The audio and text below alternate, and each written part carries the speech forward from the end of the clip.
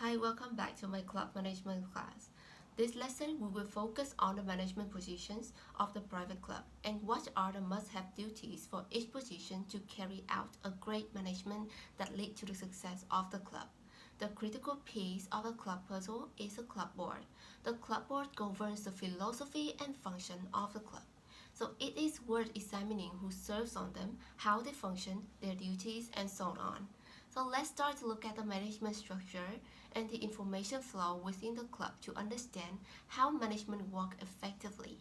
Therefore, each member of the board plays an important role in ensuring that the club continues to thrive and meet the needs of its members.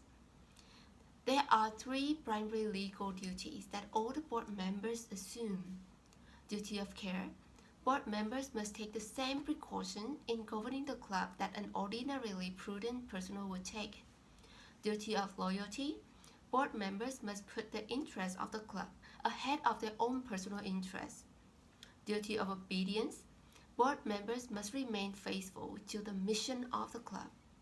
And here are some common duties of the board in the real practice.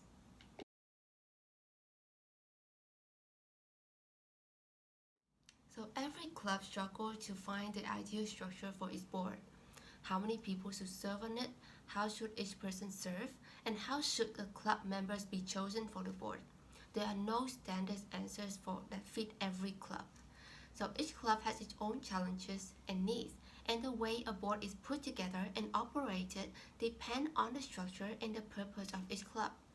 So there are 5 steps to consider in order to successfully construct the board. The size, makeup, board member tenure, board member selection, and board member orientation. So let's start with the size. The size of most boards is determined more by their story and history than by the studies of what would be most effective. Some club experts say that a club board's ideal size is between 9 to 12 directors, and others put the ideal range at 8 to 15. But however, some clubs operate very effectively with a board whose size falls outside of these recommended ranges. The key of each club is to find a board that is small enough to make a timely decision, but large enough to effectively handle its duties. So what might happen if the board is oversized? The board discussions or debates tend to be lower qualities. The board members become less personally involved in the board. Board members fail to assume the responsibilities. It would be less frequent board meetings and increased apathy among the board members. And on the other side, what might happen if the board is too small? It would be not enough policy guidance for the club general manager, failure to represent some segments of the club membership, difficulties in achieving a quorum, lack of discussion on important issues. Therefore, finding a correct size of the board that fit each club types is very important. One small tip from the board management experts. Whatever the board size is, the number of the people should be uneven to eliminate the problem of deadlock. Next is makeup. Each position of the management will in charge in different roles and different duties to create a professional workflow within the club. Let's start with the president. The president is the most important role to lead the club. Ideally, he or she should have the qualities of wisdom, understanding, concerning for everybody, statesmanship, salesmanship, patience, leadership, and availabilities. Usually, the president's term is from 1 to 2 years. The vice president, who is the president advisor, principal confidant, aide, and supporter. The vice president should learn the president's job to be prepared to assume and perform the duties of president if needed. Secretary is the one who keeps the minutes of all the board meetings and is in charge of maintaining correct row of members and coordinating the election of board officers and director. Treasurer. This position will in charge of the financial report to the board monthly after going over the report with the club manager. He or she will act as a financial watchdog for the board to be relied on regarding the financial matters. Director. This role will act as a representative of the membership, a policy maker, an overseer, a planner, and a supporter in the management. According to district expert, directors should exercise their responsibilities primarily by asking good and timely questions rather than by trying to actually run the club programs and implement their own policies. Finally, is the general manager will act as the operation manager who will implement the new policy and directly run the club programs and report the overall operation to the board of directors. Board member tenure. This term of service is usually established by history and tradition rather than by a careful analysis. Depends on the club. Tenures of the club board members range anywhere from 1 year to a lifetime appointment. It means that the turnover of the board members can be within 1 year or a lifetime, depends on the club tradition that leads to the decision. Either long-term or short-term, both can have specific advantages and disadvantages. Some would say that establishing short term for board members would give more opportunities for club members to serve the board, and the board will be constantly infused with new ideas and viewpoints for development.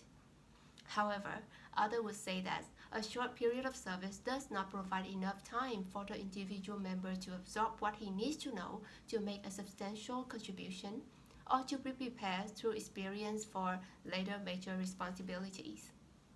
Other than that, frequent board turnover may affect to the general manager point of view, as new presidents and board members bring their own idea and agendas to the table, and sometimes make it hard for the club to stick to a consistent direction. Therefore, with all of this confusion, most board experts introduce the stagger term, which means that the club should not lose all his experienced board leadership and sacrifice continuity at once, but rather to have 1/3 of the board members begin their term of service each year. With this term, it will be easier for the club to plan for diversity and maintain a board that is representational of the membership. Board member selection. There are 3 key factors when selecting a board member. First is tokenism. Clubs should not bring unqualified people onto the board just because they represent a particular club group. A club should take time to find qualified people from those groups. Second, conflict of interest. Clubs should carefully consider whether potential board members have any current or potential conflict between their business or personal lives and the needs of the club. Third, too many directorships. If a person is already on a number of the boards, he or she will probably not be able to devote as much time as needed to the club boards. A board member's orientation. A well-planned orientation can help new board member make a successful transition from neophyte to contributor. So a good orientation should be to set a clear role for new member, should provide new board members with materials they need to govern effectively, should shorten the learning curve of new members to help them become productive more quickly, should help new members understand what is and what is not expected of them, and should give the current board members and the general manager a chance to welcome new members. Yes, we just go over the board structure, and now we're going to look at the flow of information within the board. Every board relies on the wide range of written records, although these records vary depending on the club and its board and general manager. But there are a few basics that no club can do without. Article of Incorporation. Establish the club legal existence including the name, location, and purpose of the club. This type of record is highly important and extremely difficult to change. Bylaws. This I have mentioned a lot throughout the class, but this time we're going to check it out in detail. A club bylaws govern its board and set the foundation of the club rules. Before it is adopted, every bylaw should be subjected rigorous analysis by the board and its legal advisors. A club general manager can be very useful during this process because of his or her knowledge of the club operations. Private clubs have always had rules to cement the expectations of the majority of their members. Rules in the club are important because they facilitate the efficient operation of the club, maximum enjoyment of the club, better member relations, problem resolution, equitable access to facilities, and better service. A club's rules are meant to establish expected behavior, not limit or restrict the members' enjoyment of the club. Financial documents. There are many financial documents that boards use on regular basis to check on the club's current financial status, such as operating budgets, capital appropriation requests, capital budgets, statements of income and expense, and balance sheet. Meeting minutes. Keeping meeting minutes can add the effectiveness of the board meetings as it helps board members inform of prior decisions, pending issues, and repeating agenda items. It should be noted that board meeting minutes serve as a permanent record of actions and discussions of the board, so it must be accurate and concise. Last is agenda. A meeting agenda is seen as the single most important tool for successful meeting. Every meeting should have an agenda that serves as a roadmap showing the board members what route the meeting should take. Without an agenda, participants are likely to turn off every interesting side street, which might be entertaining but rarely makes for a successful meeting.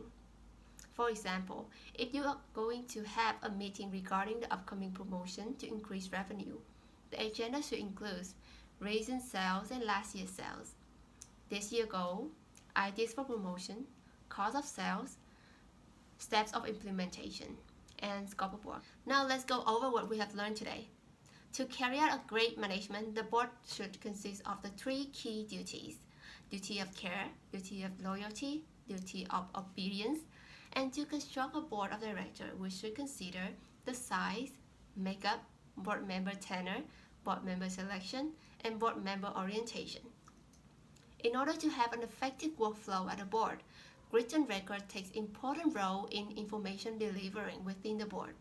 And the key written record include article of incorporations, bylaws, rules, financial documents, meeting minutes, and agendas. After the lesson, we have learned how to construct a board to build up a great management head system and how they create a communication culture that carry out an effective information flow within the board. So this is the end of my lesson. If you have any questions, please kindly leave your comment below. See you at the next class.